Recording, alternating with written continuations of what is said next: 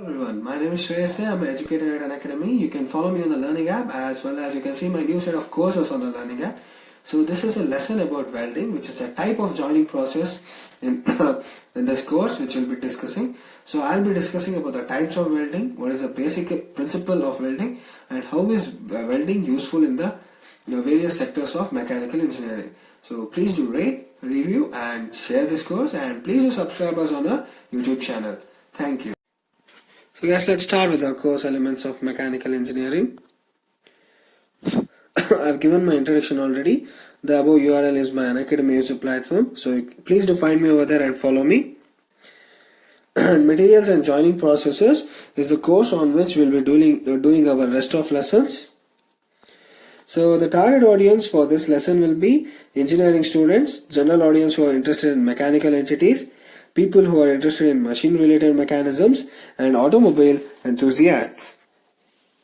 So the learning outcomes of this slide will be, you guys will come to know the introduction of welding, the applications of welding in various criterions, the classification of welding, the advantages and disadvantages of welding, what is the edge preparation in welding, and what are the electrodes used in welding. So let's move on with the lesson, welding. Let's start with the first set of slides. So before starting with the lesson, let's have a quote. Don't be afraid of the future, build it. That's what we'll be doing in the welding purposes. So this is a psychological quote which is used for esteeming the or increasing the confidence of us. Sorry for that. So introduction, what is welding? Welding is actually a fabrication process in which two or more workpieces, usually metals or even thermoplastics, are joined permanently to form a single component. The process is carried out by heating the edges of the workpieces to a suitable temperature and is then fused together with or without the application of pressure. Since a slight gap usually exists between the edges of the workpieces, a filler material is used to supply additional material to fill the gap. However, welding can also be carried out without the use of filler material. The filler material is melted in the gap, it combines with the molten metal of the workpiece and upon solidification forms an integral part of the weld. So this is actually the welding process. You can see the metal over here where the technician is actually pressing with the welding filler material, which is actually pressed with the electric resistance. So this is how the welding thing occurs. So let's move on to the applications of welding. Welding, it finds its applications in shipbuilding, automobiles, aircrafts, power plants, building and bridge constructions, storage tanks, pressure vessels, refrigerators, machine tools, and almost in all sectors where parts are fabricated as per the needs. Apart from fabrication work, welding is also used in repair and maintenance work, for example, in joining the broken parts and rebuilding the worn out components. So what are the classification of welding process? There are various welding processes, each suitable for a particular workpiece, metal, environment and application. These processes can be classified based on various criteria like source of heat, with or without ferrous material, arc and non-arc welding, etc. However, the criterion, it does not justify the proper classification of welding processes. In general, welding processes, they are classified into two types, namely plastic welding and fusion welding. In plastic welding, the metal parts to be joined are heated to the plastic state or slightly above and then fused together by applying the external pressure. No filler metal is used in this process. Example, the force welding, friction welding or resistance welding. Plastic welding is also called as pressure welding process. Let's move on to fusion welding. In fusion welding, the parts to be joined are heated above their melting temperatures and then allowed to solidify by cooling. A filler material may or may not be used during the welding process. Example, arc welding, gas welding and laser welding. So you can see here, this is a type of plastic welding. You can see this is how the plastic welding occurs. And this is the fusion welding. You can see the two metals here, and in between the two metals the welding is passed through. So that is how a fusing of two metals is called as fusion welding. So this is how the fusion welding occurs. And this is how the fusion welding occurs in an isometric view. So that in that view it was straight, in this view you can actually see how the fusion welding actually occurs.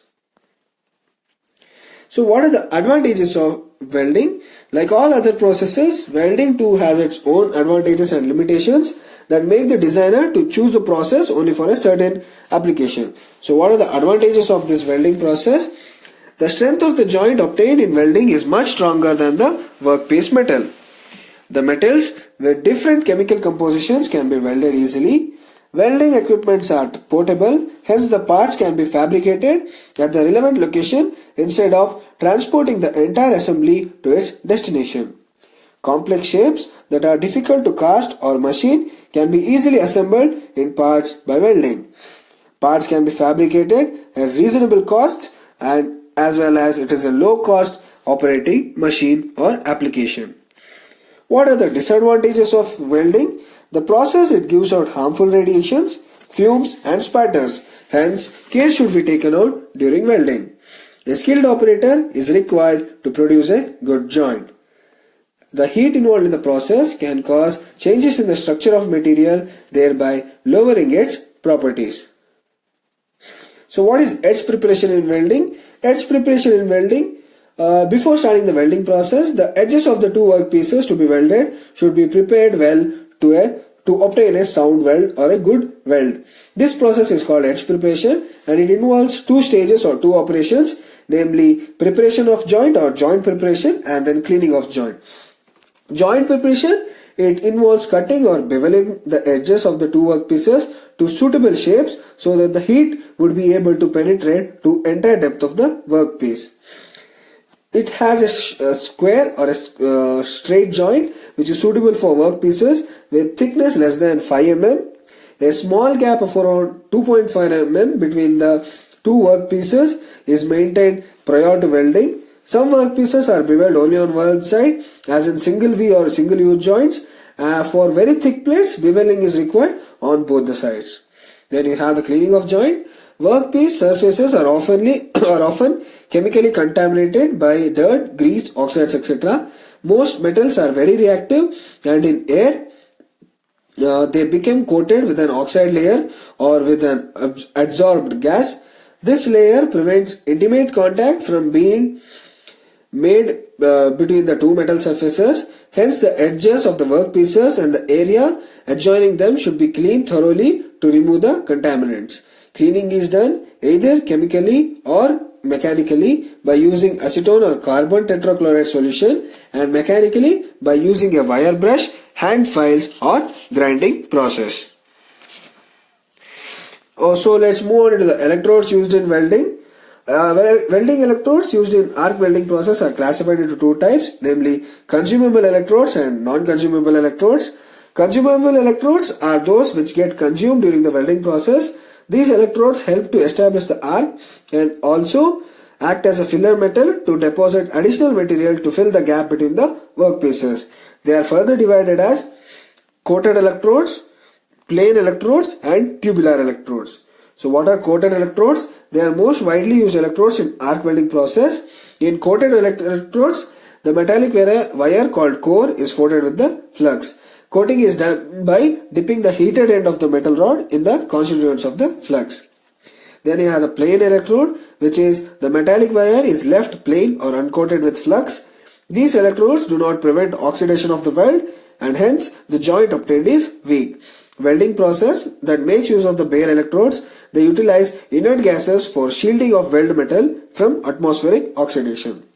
Moving on to the tubular electrodes. Tubular electrodes are hollow materials which contain flux constituents inside and are used in flux core arc welding process. The tubular electrode, it consists of a wire which is made up of a low carbon steel sheath which is surrounded by a core of flux and alloying materials.